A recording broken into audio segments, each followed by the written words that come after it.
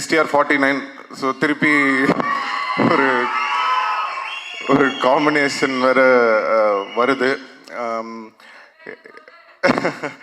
So என்னன்னா, எதுக்கு இந்த STR49ல் சந்தானம் அப்படின்றதுக்கு வந்து நான் சொல்லணும்னு ஆசைப்படுறேன்.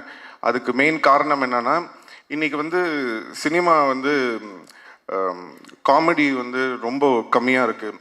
ரொம்ப சீரியஸான படங்கள் எடுக்க ஆரம்பிச்சிட்டோம். இப்போது பெரிய படங்கள், இப்போது ஒரு ஹீரோ படம்லாம் நீங்கள் பார்த்தீங்கன்னா உங்களுக்கு வந்து ஒரு நல்ல ஆக்ஷனு, அட்ரினல் ரஷ்ஷோட படம் வேணும்னு எதிர்பார்க்குறீங்க. ஸோ நாங்கள் பண்ணுற படங்கள்லாம் முக்கால்வாசி பார்த்தீங்கன்னா ஆக்ஷனு, அந்த ஒரு என்ன சொல்கிறது, ஒரு அக்ரெசிவான படங்களாக இருக்குது.